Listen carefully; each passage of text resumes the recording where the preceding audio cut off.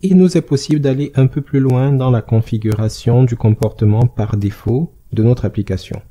Pour cela, on peut se diriger vers le menu Writer, qui est le menu en bleu à l'extrême gauche, commande outils, commande options. Nous avons dans cette boîte de dialogue un nombre important d'options que nous pouvons activer ou désactiver. Par exemple, dans la zone affichage, il nous est possible de démarrer avec la fenêtre des tâches. La fenêtre des tâches va récapituler certaines des actions couramment utilisées dans la gestion du traitement de texte. Dans la zone modifiée, nous pouvons choisir, par exemple, le nombre maximum d'annulations ou de rétablissements que nous voulons que le système sauvegarde. Par défaut, c'est à 128, mais on peut aller beaucoup plus loin, ce qui peut nous donner une certaine flexibilité dans la possibilité de revenir sur les éventuelles modifications que nous avons faites et qui n'étaient pas souhaitées. Nous pouvons activer ou désactiver certaines fonctions liées au numéro auto. Les majuscules en début de phrase, nous pouvons vouloir que cela soit fait automatiquement, même si nous oublions de le faire pendant la saisie. Autre paramètre important de la zone modifiée, ce sont les options pour couper et coller. Dans le cas où on colle un texte qui a été récupéré ailleurs, comment voulons-nous que notre système se comporte? Voulons-nous qu'il colle le texte avec la mise en forme qui avait été récupérée, ou voulons-nous qu'il respecte le format en cours? Ou encore, choisissons-nous que le texte soit collé sans mise en forme aucune? Ici, là, ce sont les comportements qui seront appliqués par défaut. Il est toujours possible de les réécrire, de les redéfinir suivant chaque action, mais tous les paramètres que nous allons mettre ici là vont s'appliquer de manière générale à notre système si rien de spécial n'est fait. Il en est de même pour l'insertion ou le collage des images. Quel est l'habillage par défaut que nous voulons donner à nos images? Les images doivent être alignées sur le texte, carré, rapproché, etc.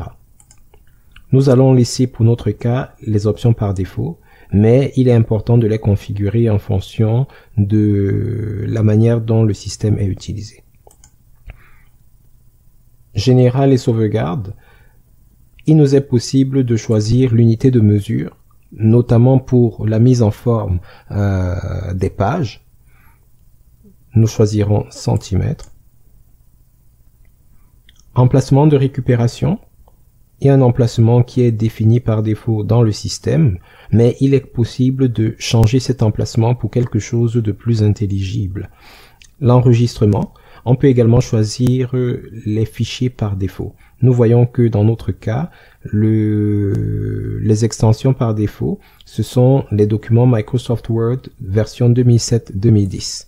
Mais nous aurions pu choisir les fichiers RTF, les fichiers texte ou les fichiers par défaut de WPS Writer.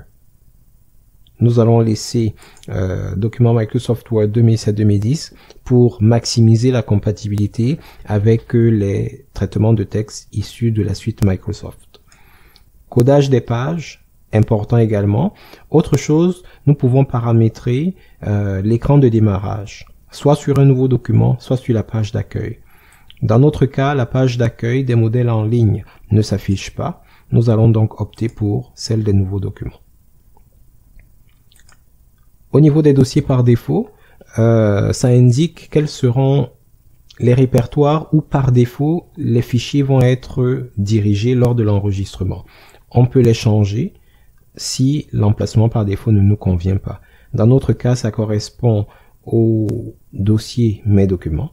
Nous allons donc le laisser là-bas.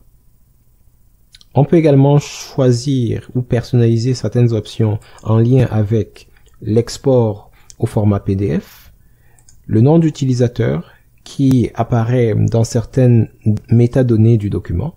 Nous allons corriger ici.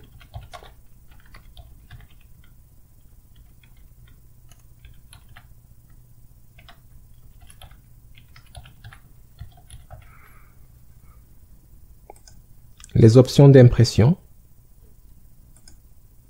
les paramètres de vérification de l'orthographe.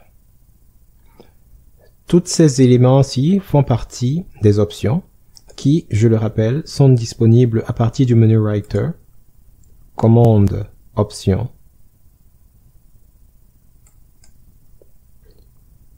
ou encore menu Writer avec la petite flèche, commande Outils, commande Options. Certaines de ces modifications, pour prendre effet, nécessiteront que le système soit redémarré.